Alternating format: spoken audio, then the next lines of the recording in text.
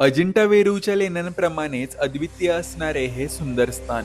मुघलांनी क्रूरपणे या प्राचीन शिवालयाला नष्ट करण्याचा प्रयत्न केला होता. मुघल काळात जेव्हा अनेक हिंदू मंदिरांवर हल्ला करून त्याचे नुकसान किंवा पाडण्याचा प्रयत्न करण्यात आला, त्यात भुलेश्वर शिवालयाचा पण समावेश होता. यवनांनी केलेल्या या भीषण आक्रमणात भरपूर तोडफोड झालेली असून या शिवालयाने भयंकर विनाशाचा सामना केला आहे. आजही तुम्हाला येथील प्रत्येक दगड, अर्धभग्न झालेल्या मूर्ती, तोडून खराब केलेल्या शिल्पकलाकृती, कोरीव काम ह्या घटनेची ग्वाही देत आठवण करून देतात. भुलेश्वर मंदिर मूळतः राष्ट्रकूट राजवंशाच्या काळात 8व्या शतकात बांधले गेले असे मानले जाते. नंतर 13व्या शतकात देवगिरीच्या यादव राजांनी ते पुन्हा बांधले, जे कला आणि शिवपूजेचे मोठे समर्थक होते. हर हर महादेव. मी जयदीप राजे. आज आपण आलो आहोत पुण्यापासून 50 किलोमीटर अंतरावर असणाऱ्या प्राचीन ऐतिहासिक व तीर्थक्षेत्र भूमी असणाऱ्या भुलेश्वर महादेवांच्या दर्शनासाठी. दूरवरून जर हे शिवालय पाहिलं तर किल्ल्यासारखं किंवा मशिदीसारखं दिसतं, पण आत पाऊल टाकताच नजरेत पडते ते भव्य शिवालय.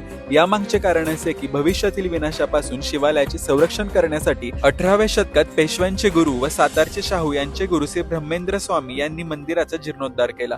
त्यावेळी त्यांनी मंदिरावर असणारे 3 शिखरे, मंदिराभोवती असणारा सभामंडप व त्यावर असणारा नगारखाना याचे बांधकाम केले. बाहेरील भिंती इस्लामिक स्थापत्य शैलीत बांधल्या गेल्या, त्यामुळे या शिवालयाला मशिदीसारखे स्वरूप मिळाले, ज्यामुळे आक्रमणकर्ते गोंधळले आणि कठीण काळात या शिवालयाचे काही प्रमाणात संरक्षण झाले. येथील महादेवांबद्दल जी कथा सांगितली जाते त्या मान्यतेनुसार सह्याद्री पर्वत रांगांमधल्या या शांत डोंगरावर भगवान शंकर ध्यानधारणा करण्यासाठी आले होते. तेव्हा माता पार्वतीने महादेवांची परीक्षा घेण्यासाठी सुंदर मोहिनी स्वरूप भिल्लिनीचे रूप घेतले.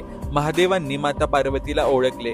पार्वतीच्या या मोहिनी रूपाला महादेव भुलले, म्हणून या स्थानाला भुलेश्वर असे नाव पडले असे सांगण्यात येते. शिवालयाच्या रचनेमध्ये अर्धखुला मंडप, अंतराळ आणि गर्भगृह असा या शिवालयाचा तलविन्यास आहे. या शिवालयासमोर नंदी मंडप ही आहे. गर्भगृहाच्या बाह्य भिंतीवर 5 देवकोष्टे तर अंतराळाच्या बाह्य भिंतीवर 2 देवकोष्टे आहेत. अर्धखुल्या मंडपाच्या खालच्या थरावर सिंह आणि हत्ती तर वरच्या थरावर पुराण कथांमधील दृश्य कोरलेली आहेत. शिवालयाच्या आवाराभोवती असलेल्या भिंतीला 16 देवकुलिका आहेत. शिवालयाची वास्तुशैली दक्षिणेकडील होयसळ मंदिराप्रमाणे आयताकृती व पाकळ्या सदृश आहे. भुलेश्वर शिवालयाच्या आत कोरीव शिल्पामध्ये एक अद्वितीय मूर्ती समूह दिसतो. ते म्हणजे गणपती, महादेव आणि कार्तिकेय हे तिघेही स्त्री रूपात दाखवलेले आहेत. पूर्वीच्या मूळ शिवालयाचा अतिभव्य प्राकार होता व नंदी मंडप ही स्वतंत्र होता.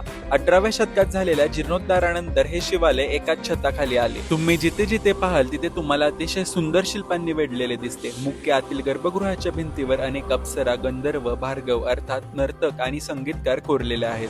पुण्याजवळ असणाऱ्या या रहस्यमय शिवालयाला नक्की भेट द्या. भेटूयात पुढच्या भागात. तोपर्यंत हर हर महादेव.